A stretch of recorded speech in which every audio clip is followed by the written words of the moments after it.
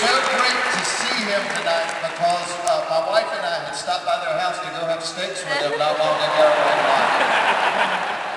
he wasn't home. So, it's always an honor when you get to work with some of the greatest comedians that have ever lived, but it's also fun when you get to work with Bill and Larry. We have just kind of been giddy all day long because we have not all been on the same stage together in probably, 4 or 5 years. And so this is a very cool night for us. And it's fun for me to get to be doing stand-up. I have not done as much stand-up over the last year or two because I've been doing the Smarter Than a Fifth Grader show. And then I've also written like 4 or 5 books in the last couple of years, so I've been doing a lot of book tours. I have to share this one story with you. When I started hosting fifth graders, suddenly every kid knew who I was, and I'd always wanted to do a children's book. So I wrote my first children's book last year called Dirt on My Shirt, and then I wrote another one this year called Silly Street. But I've been going out to like elementary schools and reading to kids, and little kids are like old people.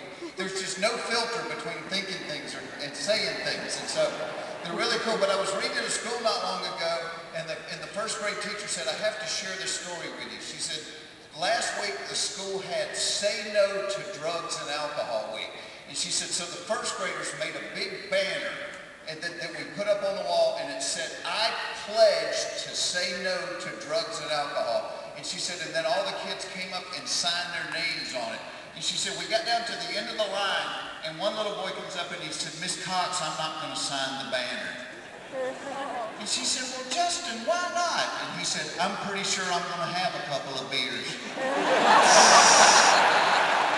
What has happened to you in the first grade? I should have asked her, was his last name White?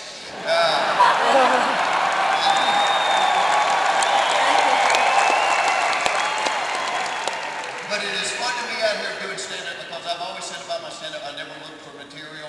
People always come up to me and they're like, where do you come up with this stuff? And I swear to you, there's no research going on. It is pretty much my family and friends. Now that being said, I have to share this story with you. I was in LA for a lot of the summer filming Fifth Grader. And then at one point, I had a few weeks off and we came back to Atlanta, my hometown, which by the way, tonight, I had to fly in here early today because there's a threat of almost an inch of snow in Atlanta tonight. So, you laugh. An inch of snow, 10,000 people will die in Atlanta. So true. You feel good about laughing about that. But I had some time at home, and so we're visiting with my mother, and my mother is trying to talk my wife and I into driving her over to Alabama to my cousin Sherry's wedding, because my mother does not like to drive on the interstate or through swamps. And so, and I got the feeling that it was kind of one of those hurry-up weddings, and the first clue was that the invitation was a fax. And I am not making this up. At the bottom they had written B.Y.O.L.C. Bring your own lawn chair. Because the wedding was going to be in her parents' backyard, and I guess the OB/GYN had told them they didn't really have 6 weeks to wait on the church. And so I started making some jokes about it being a rush job wedding, and my mother started getting mad. And she said, don't make fun of Sherry. She said, she is as sweet as she can be. She never tells anybody no about anything.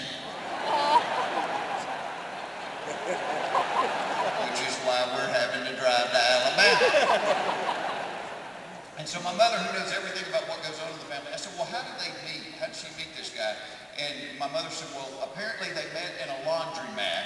So, right there, it was anointed by God. But I guess Sherry needed change for the dryer, and this guy, Dustin, had just given her half a roll of quarters, which I'm pretty sure by Alabama law, she was then required to have sex with him.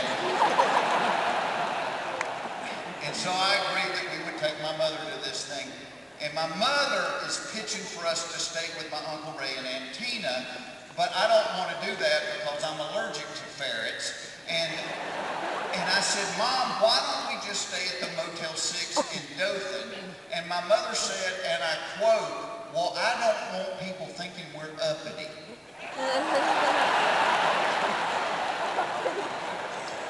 So at the risk of being uppity, we stopped at the Motel 6, and if I had known that this wedding was the same weekend as the chili cook-off in Alabama, I would have made reservations because they only had one room available, and from the smell of it, apparently some of the past chili cook-off winners had stayed in it.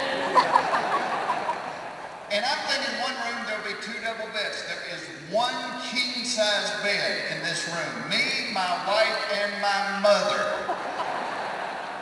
So my wife is designated as the human Berlin Wall to sleep in the middle of the bed because I know if I wake up spooning with the wrong person, it is going to take years of therapy to get me back right again.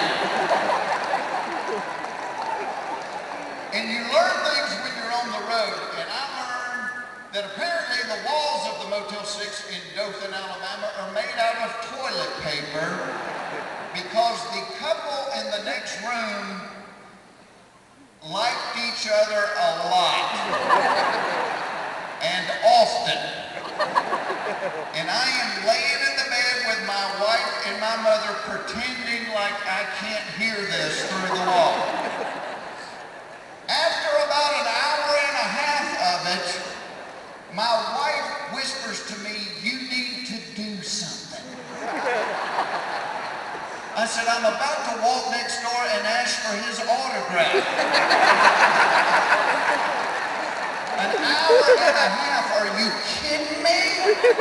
That's 2 years' work for me.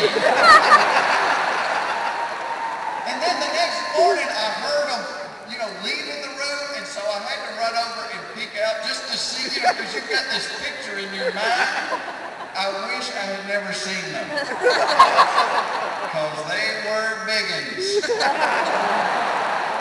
Big uns. I swear half the moaning and groaning had to be them trying to take their socks off.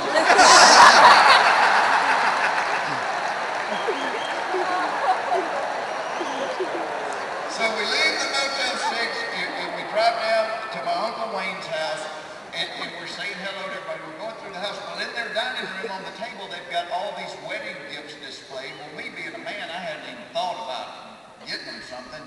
And I looked at my wife and said, "We didn't get them anything." She said, No, we did. I took care of it. And I said, "Oh, thank God. What did we get them?" And my wife said, "A really nice set of jumper cables." Kidding me? She said, "What? It was on the list. They wanted it." So